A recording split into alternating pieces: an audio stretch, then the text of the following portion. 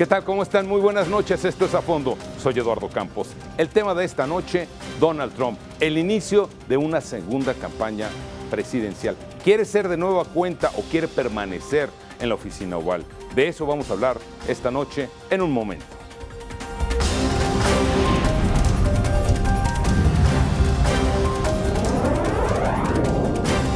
A Fondo con Eduardo Campos.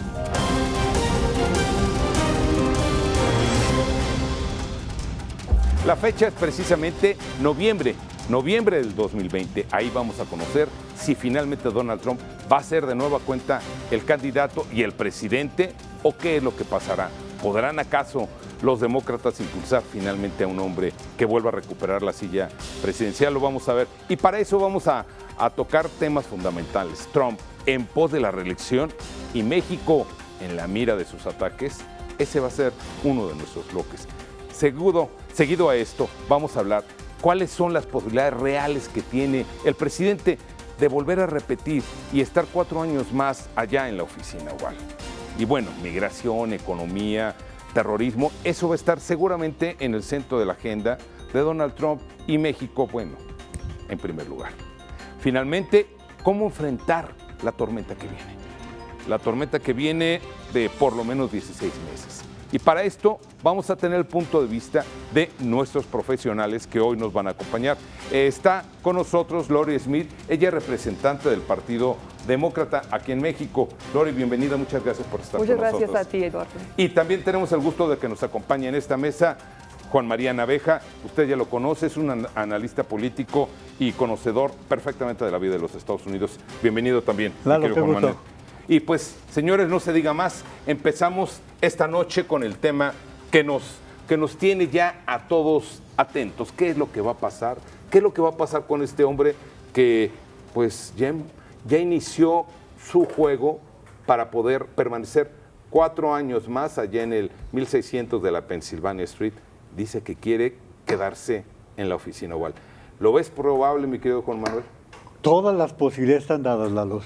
Hay muchas posibilidades, pero yo no diría nada más preocupémonos en México. El mundo tiene que preocuparse de que Donald Trump vuelva a estar en la Casa Blanca. Mira, su llegada a Japón hoy está estremeciendo en diferentes escenarios. No se sabe si va a renovar el acuerdo de defensa con Japón.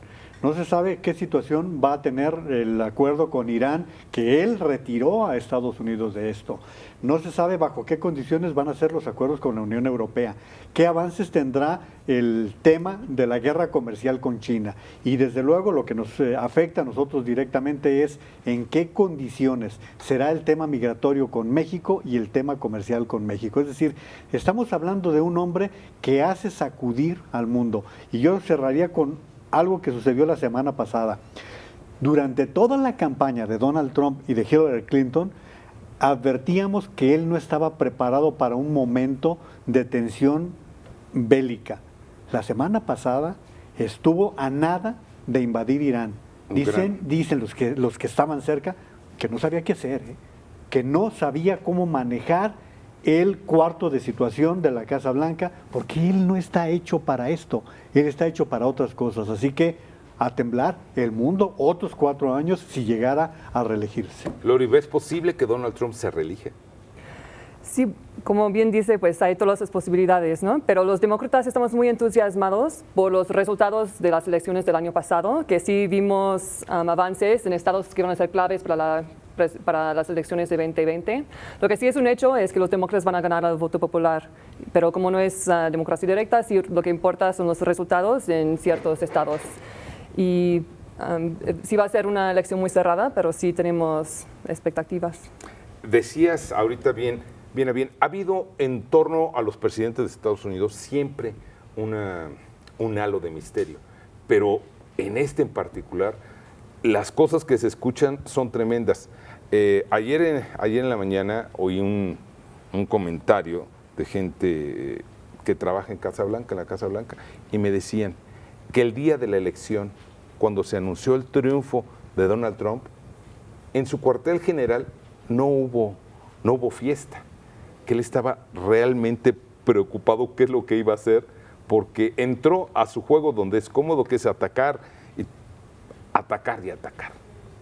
¿Qué va a pasar ahora? México va a volver a estar, ¿tú crees, en esta agenda permanente de ataques? Fíjate, para abundar en lo que estás comentando en el libro de Trump en la Casa Blanca, se revela eso, que el cuartel general en Nueva York estaba desolado. O sea que ni Bannon, que era el jefe de campaña, Bannon, el estratega, ni él creía que iba a ganar, Trump mucho menos. Y que en el primer momento que pierde, no sabía cómo reaccionar, porque él no creía que iba a ganar. Para él fue una gran sorpresa haber ganado la elección. Ahora bien, México ya fue un tema de campaña que le redituó mucho. Por lo tanto, no va a abandonar, sobre todo cuando le hemos puesto la mesa nuevamente para que haga y deshaga. O sea, él sabe que hasta qué grado puede ir apretando y soltando con México para que de aquí a noviembre del próximo año lo siga siendo su principal tema de campaña. Ya le dio resultado en la campaña que nos dice Juan Manuel. Ya le dio resultado a Trump esta fórmula. ¿Tú crees que la va a seguir aplicando? ¿Va a seguir teniendo a México en el centro de su Yo temo ataque? que sí lo va a seguir aplicando, porque lo que hemos visto es que no le interesa una agenda política sistemática, ¿no?, para alcanzar sus objetivos. Lo que hace con la guerra comercial no es una forma de realmente fomentar la industria estadounidense, porque genera muchísima incertidumbre, tanto para las empresas de Estados Unidos como en todo el mundo. Entonces está generando esta incertidumbre global y es lo que le está alimentando. Lo que quiere es nada más hacer un espectáculo para su base. Incluso el tema de Irán, que es muy, muy preocupante, no quiere decir que no, pero sí es que cómo es posible que nada más paró el ataque porque le pareció. Porque sí, como no se le había corrido, que podría haber sido desequilibrado la respuesta, entonces en ese momento lo paró. Cuando incluso como la normatividad en cuanto a derechos humanos requiere que se calcula eso previo a ordenar un ataque. Ok, quiero entrar a que veamos a México como en el centro de lo que está pasando, pero antes de ello va una pregunta para redondear tu idea. A ver, Estados Unidos ha mostrado que un presidente que tiene una buena economía, como es este momento, de 3.2% de crecimiento, y un presidente que puede estar dirigiendo una guerra, seguramente se reelige. Eso nos lo ha mostrado la historia de los Estados Unidos. Pero vamos a cuáles son los temas que le están interesando ahorita a los estadounidenses. Y la economía no está en los primeros lugares. Los temas que más le están interesando en este momento a los estadounidenses son salud y seguridad. Son los dos temas que están predominando. ¿Por qué, Lalo? Porque la gente cuando tiene resuelto su problema económico, como que lo posterga. Fíjate, la semana pasada con lo que estás comentando en Orlando, en el acto donde lanza su candidatura para la reelección, cuando hablaba precisamente de la situación del estatus económico. Hoy Estados Unidos está en pleno empleo, como dices tú, crecimiento del 3%, está en una situación de bonanza económica. Pero cuando les hablaba de eso a su base, no pasaba nada.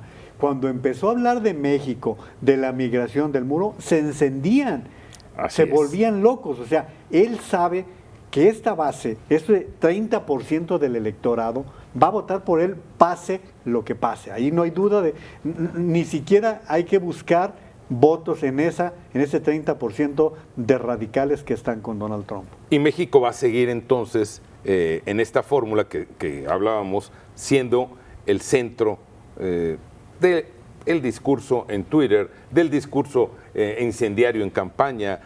Sí, ese tema es un tema clave para su base, como bien comentas. Mientras la economía va bien, entonces no va a ser el tema de preocupación principal, aunque también la economía puede cambiar en un año, ¿no? Ya hemos visto qué sucedió cuando subieron las tasas en diciembre del año pasado, ya hemos iniciado una desaceleración económica.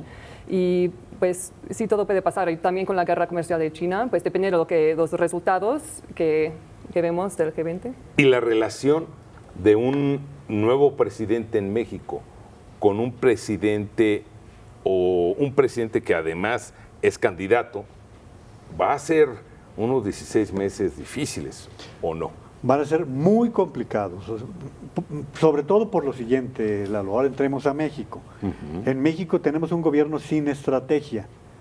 Lo acabamos de ver cómo se dieron las cosas cuando Donald Trump amenaza con los aranceles.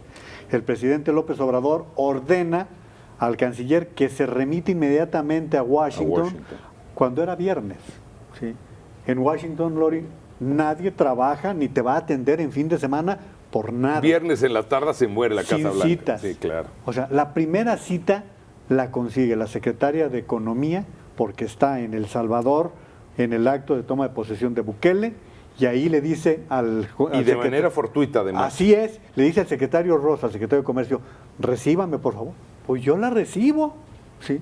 Y entonces reciben el secretario de Comercio, el secretario de Agricultura, que nos mete en un problema, nos mete en un problema porque un tema que no estaba contemplado lo suben al tema de la discusión, porque Trump dice, vamos a vender más productos agrícolas a México. O sea, iba sin ninguna estrategia. Afortunadamente empiezan a darse las cosas para que se dé ese primer encuentro entre los Mike Pence y Pompeo con el canciller mexicano. Pero de lo contrario, no hubiera pasado nada. O sea, no había ninguna estrategia. Entonces a mí me preocupa más. A ver, Lalo, estamos pensando en escenarios diferentes, si vuelven los aranceles, si de repente... A ver, hoy el mundo... Que van a volver. Hoy el mundo está sacudido con la muerte de Valeria y su padre Oscar, más lo que sucedió con esta haitiana que estaba prácticamente... Esta foto ayer, en la noche, ya le dio la vuelta al mundo. Hasta el Papa Francisco se ocupó del tema. Tanto así que hoy los demócratas en la Cámara de Representantes, divididos, acaban de aprobar 4.600 millones de dólares para apoyo a las políticas migratorias del gobierno. Prefirieron los demócratas dividirse en la Cámara de Representantes y aprobar la propuesta republicana a estar bajo este yugo que está haciendo este tema tan doloroso por lo de los niños y por este escenario que se dio con estas muertes. Una pregunta cerrada antes de irnos a corte. ¿Nancy Pelosi puede ser una aliada de México en esta batalla electoral? Por supuesto que sí. Lo que sí es un hecho es que los demócratas son los que son promigrantes, ¿no? Los demócratas sí queremos respetar el asilo, los derechos humanos y terminar política de retorno de migrantes. ¿Nos va a ayudar Nancy Pelosi en estos 16 meses? Nancy Pelosi va por la suya, va por el triunfo en las próximas elecciones. El gran tema, si quieres, al regreso lo podemos comentar, lo que es lo del impeachment. ¿Por qué? Porque está en este momento dividida la opinión de los demócratas sobre si se inclina por el juicio político contra Trump o no. Vamos a hacer una pausa, regresamos. ¿Donald Trump nos conviene a México? En un momento, regresamos. Hasta el día de hoy, México ha sido aliado de los Estados Unidos, porque pues así han convenido las circunstancias. Sin embargo, parece ser que esta conveniencia está sujeta con alfileres. Lori, ¿tú qué opinas?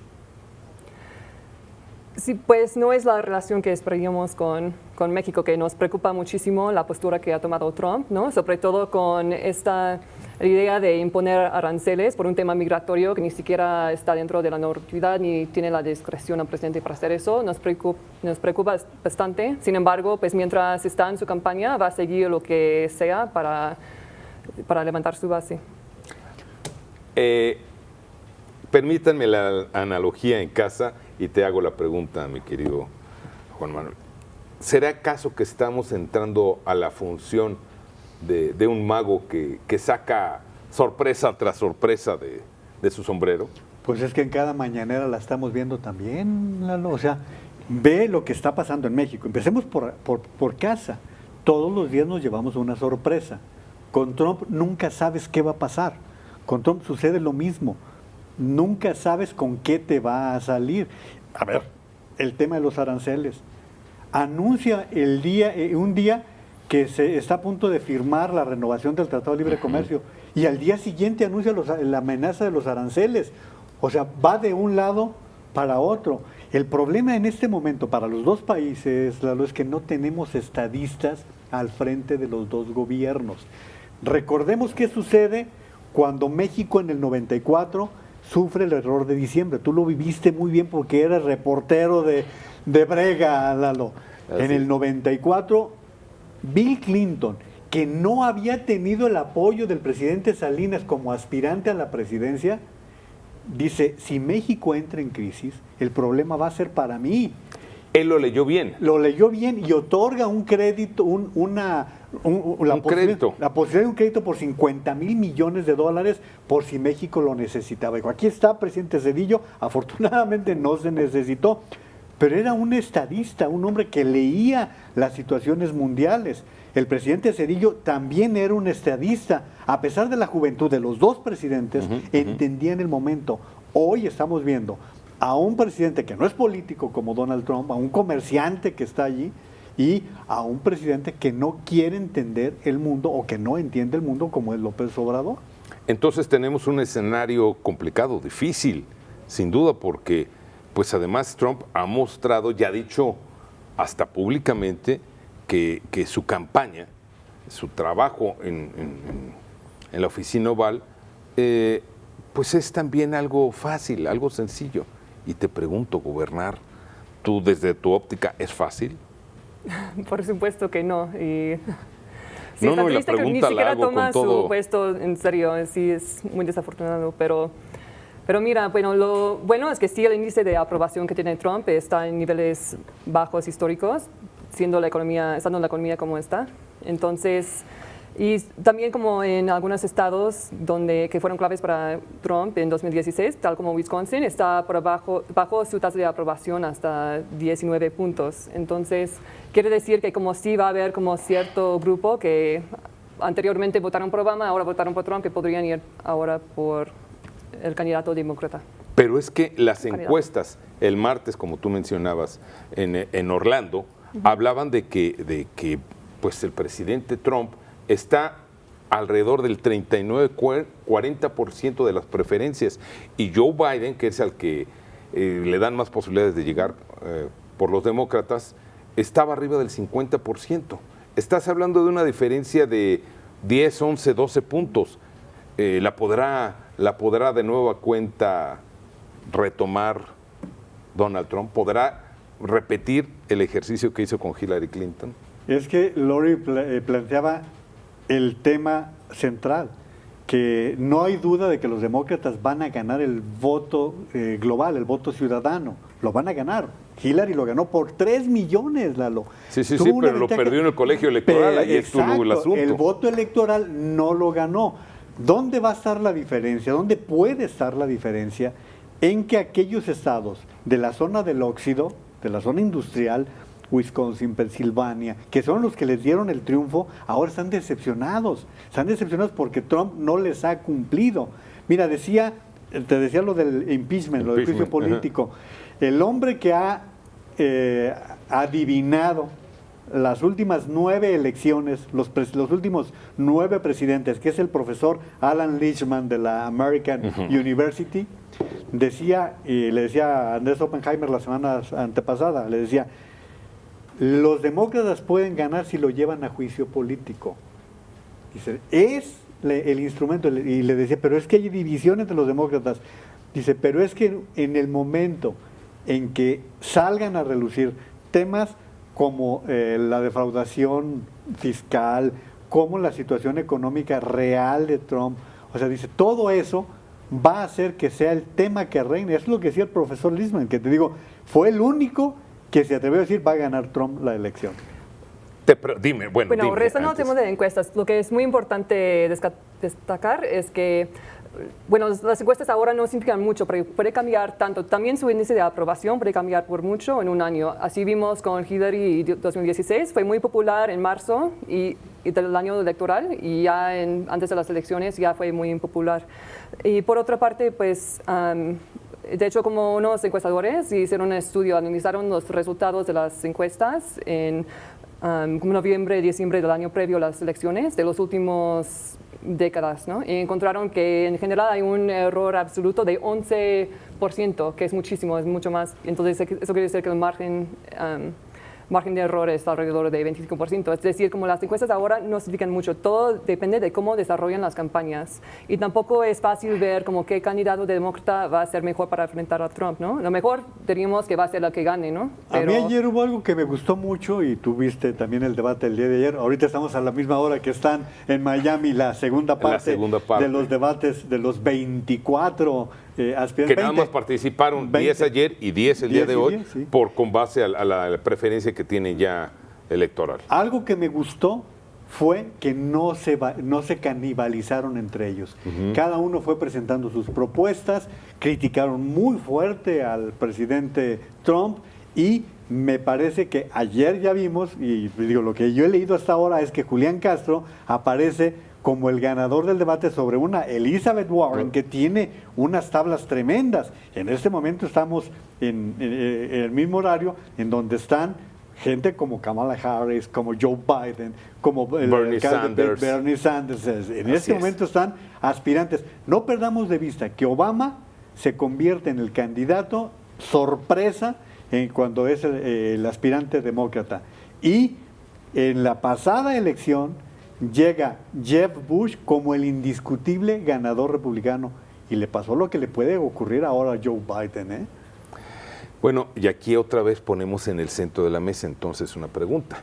Esto a México, ¿cómo México puede levantar un caparazón, puede levantar una esfera que le permite estar protegido de este hombre? ¿Cómo lo ves tú? A ver, Lori.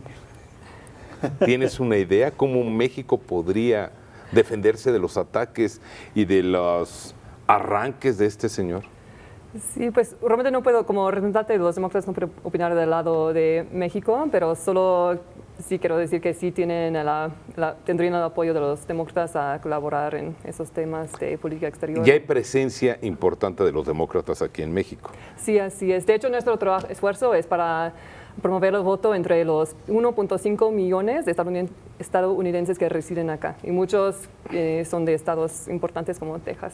Pero sí hay caminos, Lalo, sí hay caminos que no está transitando, o al menos no sabemos que lo esté transitando el gobierno de López Obrador. No hay un plan B por si mañana los aranceles vuelven a ser tema. No hay un plan... A ver, perdóname. ¿Hay un plan A? No. Esa es mi primera pregunta. Tienes toda la razón. No hay. O sea, no hay una estrategia... De cómo responder de manera inicial. Así es. Porque ya nos quedan 30 y poquitos días. Dime cuántos especialistas, analistas del gobierno o funcionarios han salido a los medios de comunicación de Estados Unidos para exponer lo que busca y quiere ese gobierno, ya en un acuerdo migratorio como el que se hizo. Apareció por allí la embajadora en Washington, hizo un papelazo tremendo el domingo hace 15 días que dio pena. Entonces, no hay un lobbying para poder acercarse a los medios de comunicación de Estados Unidos. Si no fuese por el trabajo que están haciendo los empresarios que se han acercado con toda esta negociación del Tratado de Libre Comercio, no estaríamos ante situaciones ventajosas para enfrentar. Y nada más hay un detalle, Lalo, es que escuchaba yo a uno de los negociadores mexicanos. Hay 26 gobernadores republicanos a favor de la renovación del Tratado de Libre Comercio. ¿Estamos haciendo contacto con ellos? Y luego, si te parece, te lo dejo desde ahorita. No estamos contemplando lo de la semana pasada, la amenaza de Trump de la gran deportación, que estaban contemplando 2,000 familias mexicanas que podrían ser deportadas en este momento. ¿Sabes lo que? El tema del siguiente bloque es precisamente migración. Vamos a hablar y a tratar de desmenuzar y de entender qué es lo que está pasando con este fenómeno mundial que aparentemente, de seguir las cifras que llevamos el próximo año, puede haber aquí en México más de 1 millón de personas inmigrantes que han sido regresadas, muchas de ellas de Estados Unidos. Una pausa, regresamos. Bien, Juan María, la migración a nosotros como país, como México, nos tiene altamente preocupado hoy la cantidad de inmigrantes que están cruzando por nuestro país con la intención de llegar a los Estados Unidos. Esto ha sucedido siempre, estamos de acuerdo, esto es un fenómeno, además a nivel mundial, pero hoy las repercusiones ante esto son tales que, como bien mencionaba, los aranceles y como pues lo estabas también hablando, para ustedes en Estados Unidos, el tema de la migración es preocupante por lo que pueda hacer el presidente actualmente. ¿Tú lo sientes, el presidente Trump? ¿Tú crees que las medidas que él está tomando las va a incrementar para detener o tratar de detener el flujo migratorio? Sí, eso es lo que todo parece indicar. Sin embargo, sí todavía tenemos un sistema judicial que puede parar algunos ¿Contrapesos? Sí, tenemos cierto contrapeso, ¿no? Con respecto a sus medidas, ¿no? Entonces ahora sí, con el trato con el tema de cero tolerancia, con la separación de familias y sí otras medidas para que se respetan los derechos humanos de los migrantes que están detenidos y cambia la forma en que se determina cuántos y por cuánto tiempo se puede detener a los migrantes. ¿Es un problema real que tú sientes en los Estados Unidos la migración?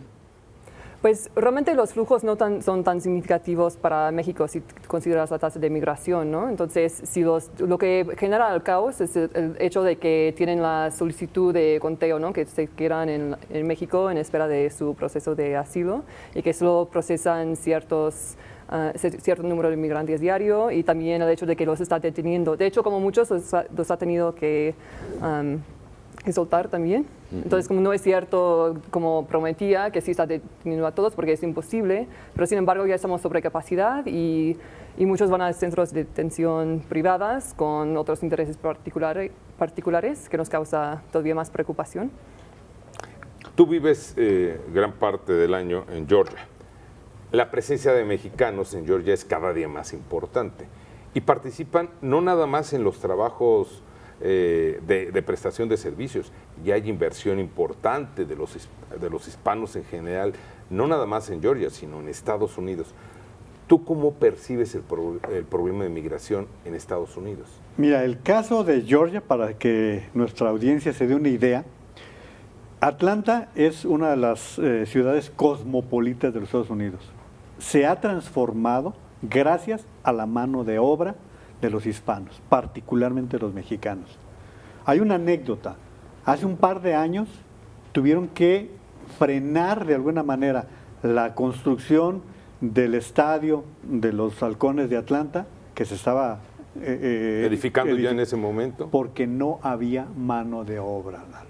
Sí, porque la persecución que ya se estaba dando en ese momento estaba impactando en los trabajadores. California es un estado que depende de la mano de obra de los hispanos para poder levantar las cosechas, para poder sembrar y levantar las cosechas. ¿Y Texas? ¿Qué me dices?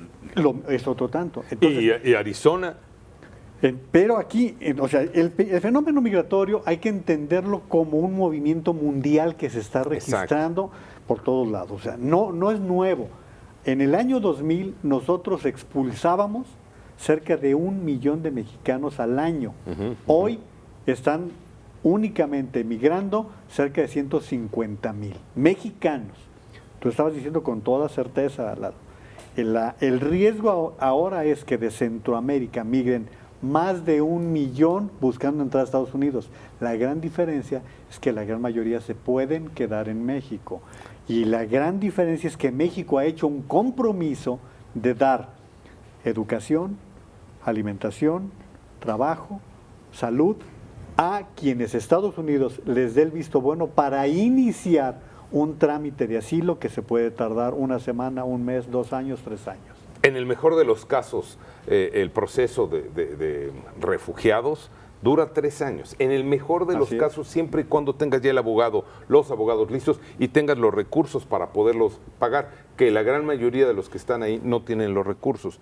Entonces, Lori, y yo a lo que voy es a esto. Si Donald Trump sigue permanentemente atacando a México como una acción que le reditúa votos, y ya hay una decepción de parte importante de muchos de sus votantes, podemos esperar buenas noticias en noviembre 2020, que los demócratas vuelvan a recuperar el control, pero sobre todo que se vaya Trump. ¿Es así? Sí. ¿Tú lo ves así? Pues sí tenemos expectativas que sí se puede. Y mientras tanto yo espero que como en lo peor de los casos, que sí lo podemos frenar con procesos judiciales, ¿no? Que incluso en un caso que acaban de decir que pueden seguir detenidos hasta que se concluye el caso, pues todavía tenemos esperanzas que se puede frenar un poco. Y si no, tenemos expectativas de que podemos ganar en 2020. ¿Sabes qué es lo paradójico, Lalo? Que México va a estar en la boca de Trump para bien o para mal. porque él ya lo dijo, no me dejaron construir el muro, ahora México es mi muro. Claro. O sea, para bien puede estar elogiando a México y decir, ya ven, México está resolviendo el problema migratorio porque yo los presioné. Va a cambiar su discurso, sus figuras, pero el discurso contra México va a seguir. Sí, ese discurso sirve muy bien, funciona muy bien con su base. Sin embargo, lo que también esperamos es que ahora tenemos como de la generación Z, ¿no? Los millennials que van a votar en números más altos que nunca y realmente no están en el acuerdo, ¿no? La tendencia en la población estadounidense es que son cada vez más a favor de la migración y que no ven a los migrantes como una amenaza y sobre todo en esos casos de que gente que huye como temas de violencia, así como la pobreza, pues no lo ven de la misma manera que la base de Trump. Es interesante. Nos está llegando aquí a nuestras redes sociales un comentario que nos hacen, nos dice, a ver, que nos expliquen sus especialistas en la mesa. Trump, dicen ustedes, que es un hombre que no quiere ser político y que llegó a la política por accidente. Y por el lado de México tenemos un presidente que luchó todo por alcanzar, pero parece ser que sigue en campaña. Entonces, ¿por qué estamos viviendo finalmente los mexicanos y los mexicoamericanos situaciones en las cuales elegimos mal? Preguntan aquí. El domingo pasado CNN transmitió un reportaje que lo titulaba Trump es una marca. Gente muy cercana a Donald Trump señala que sus negocios iban a la deriva y él trata, incluso que aquel programa que él tenía de Apprentice estaba viniendo a la baja y busca la candidatura a la presidencia para reflotar su nombre, por eso no esperaba ganar. Entonces, él, el domingo pasado que lo entrevistan en MSNBC, dice, a mí no me gusta perder, él va por ganar, siempre quiere ganar. No importa en qué carrera, en qué carretera. La lucha libre con los wrestling. WWE. Sí. Bueno, pero entonces, a ver, yo te pregunto, desde otro ángulo, la situación aquí. Ok, Trump, ¿sienten ustedes que sí es real la pérdida de votos? El Congreso está como nunca dividido y con una mujer empoderada como Nancy Pelosi. Ella es quien está apoyando a los demócratas definitivamente y es contraria a toda la política que ha venido manejando y planteando el presidente Trump. Pero sí alcanzarán estos 16 meses para que los demócratas, después de que no lo hicieron en la campaña con Hillary Clinton y no lo han logrado hacer en estos 2 años y medio, sí finalmente bajen a Trump de la presidencia para los próximos 4 años. ¿Tú crees que lo van a poder hacer?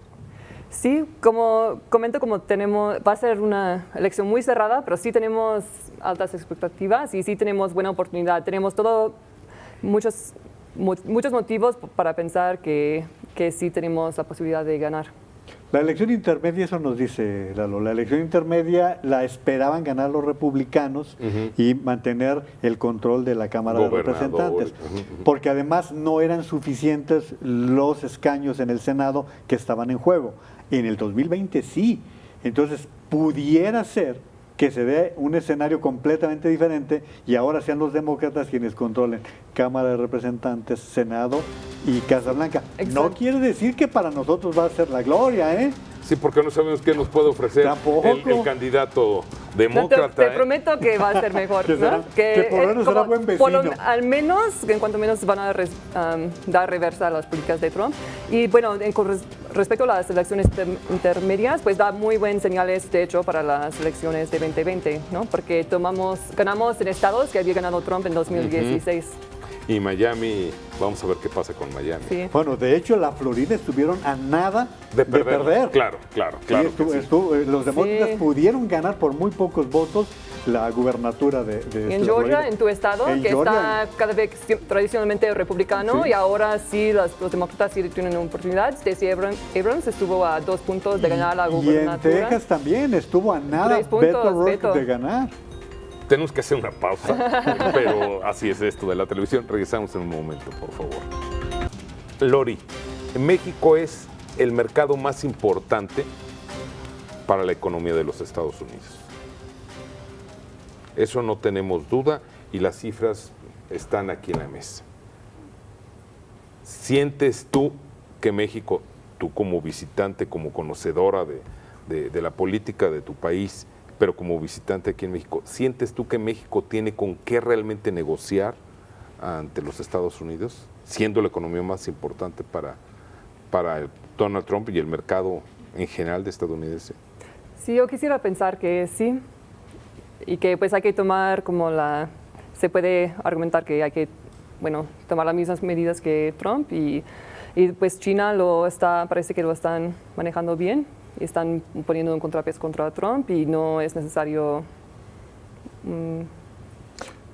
Pero aquí, Lalo, hoy México es el principal socio comercial de Estados Unidos. Hoy México es quien más le vende a los Estados Unidos. Ya superó a China. O sea, ese es un hecho. Pero Trump no tiene respeto por los socios comerciales. Bueno. Si con Alemania, sí, que ha sido un aliado permanente, ha tenido un enfrentamiento en la industria del automóvil, imagínate lo que él hace con aquellos países que no saben ponérsele de frente. O sea, nosotros sí. O sea, a nosotros nos hace mucho daño una relación comercial en la cual nos establezcan un dumping, por ejemplo, con el aguacate, con los berries, con una gran cantidad de productos que enviamos a los Estados Unidos. Sí, ciertamente, pero también, como tú dices, también a los Estados Unidos le hace daño el hecho de que no tenga este flujo comercial. No, y además, como no le importa hacer daño a sus empresas también, todos que dependen de insumos de China, ¿no? Para cualquier parte de la industria manufacturera, ¿no? Ni hablar de una economía global agrícola, como la que estamos hoy inmersos no puede estar fija o no puede estar basada en imposición de aranceles. Ya no podría ser así. Y la forma que está teniendo de actuar Trump en ese sentido va a contraria incluso hasta los acuerdos internacionales, porque entonces, ¿qué pasa con el NAFTA, que todavía está, o con el TLC, que está vigente? Y si se hubieran impuesto los aranceles que decía Trump, se hubiera violado el Tratado de Libre Comercio. Es que ese fue un intento de violación al NAFTA y al próximo acuerdo comercial, porque los aranceles son precisamente los que se excluyen cuando tú tienes un acuerdo comercial. Sí, claro. Es que de plano no tiene respeto para las instituciones internacionales ni para la normatividad por lo general. Ni tampoco. Y lo vemos con la OMS, que dice que el mundo ha sido injusto con Estados Unidos cuando nuestros resultados con respecto a los casos y las demandas que hacen, pues han sido muy favorables para Estados Unidos. Y además ahora somos los que recibimos más quejas precisamente por el tema de aranceles. Porque incluso los agricultores, los industriales en Estados Unidos están diciéndole al presidente, urgiéndolo de que se firme el tratado, este nuevo tratado que parece ser que puede estar en peligro incluso. Bueno, de hecho, los propios negociadores mexicanos están adelantando, Lalo, que la renovación del tratado no se dará en el verano, que pudiera irse a 6 meses y menos. Vamos a ver si Canadá no reacciona con lo que está pasando ahora con la Comisión Federal de Electricidad, porque suponemos que no va a haber ninguna reacción. No, los canadienses son protectores de sus propias industrias y esta decisión anunciada ayer por la Comisión Federal de Electricidad y denunciada por el embajador de Canadá en México son luces de alerta porque el Parlamento aún no ha aprobado la renovación y Canadá tiene elecciones locales y de Parlamento en un par de semanas. El Tratado de Libre Comercio, el TEMEC, como se acordó aquí en México, que ya fue aprobado, no puede ser abierto. Ya no puede ser abierto porque ya fue aprobado. Sin embargo, recordemos que cuando se firma el 94, precisamente entra un presidente que no era el que lo había firmado. Pero Clinton, Trump, antes de llegar a Japón, dice, quizá agreguemos algunas cosas más a esta renovación. Para que veas lo que está diciendo Lori, no hay ningún respeto por parte del presidente de las instituciones. Él está diciendo que todavía puede hacerle cambios. Es que no puede ser. El problema es que nos dejamos engañar por mucho de su discurso.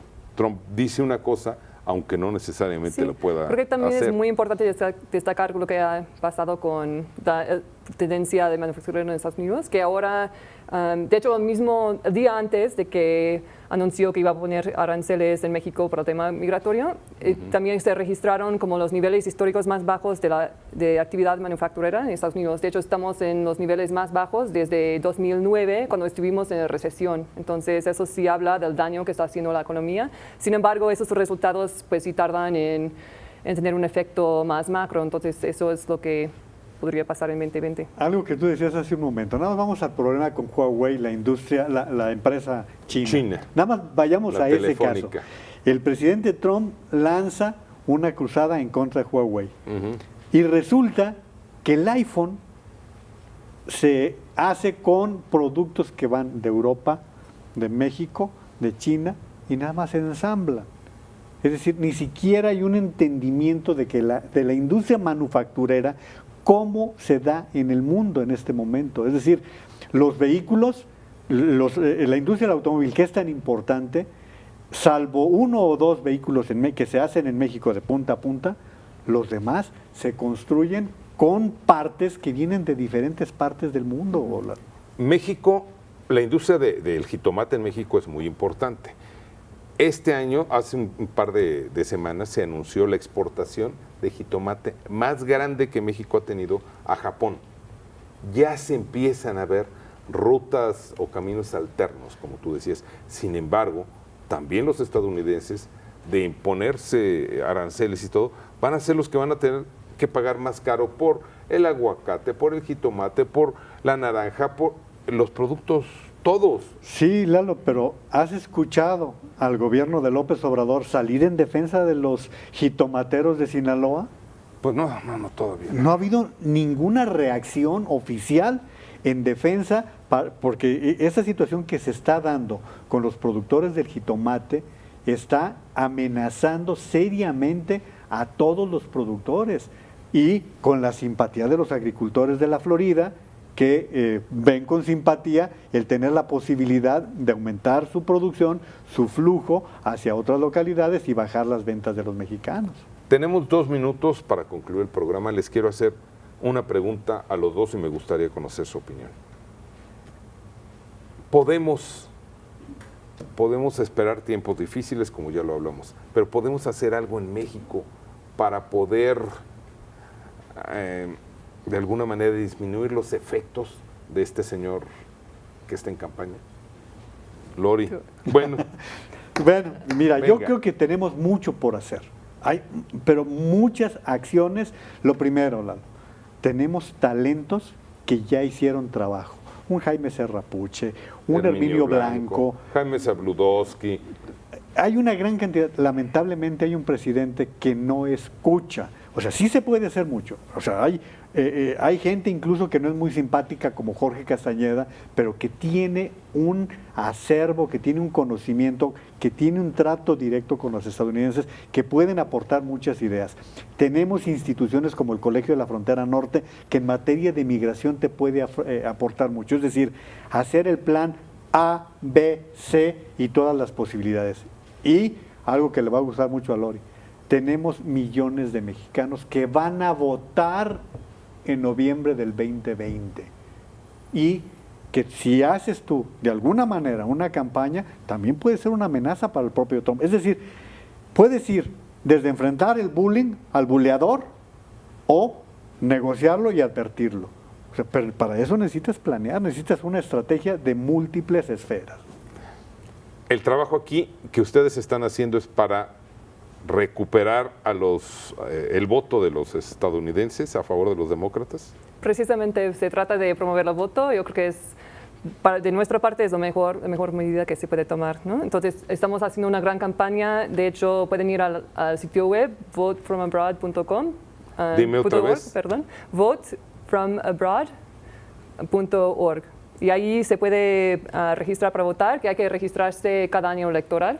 Y también para pedir sus boletas si quieren votar al extranjero. Y también pues tenemos asesoría si quieren votar. Muchos sí regresan a Estados Unidos para votar. También se puede votar al extranjero. No importa si no han tenido domicilio en Estados Unidos, tienen el derecho de votar en las elecciones federales. Y sí, el voto sí importa, ¿no? Porque vemos que cómo la política exterior de Trump afecta a todo el mundo. Entonces, si puedes votar y hacer que tu voz se escuche, pues más vale. Sin duda que en los próximos meses van a ser muy intensos y de gran agitación aquí para México, desde los Estados Unidos. Pero como dice Lori, aquí en México los estadounidenses también nos pueden ayudar para que Donald Trump no siga. No, y los mexicanos nos podemos ayudar. Mira, todos tenemos parientes en Estados Unidos. Es decir, diles que voten. Diles que voten, diles que se inscriban y que vayan a votar. Escucharon ustedes a nuestros expertos y analistas aquí. Gracias por permitirnos entrar a su hogar y gracias por permitirnos acercarnos con estos temas que son de nuestro diario acontecer. Hasta la próxima. Buenas noches.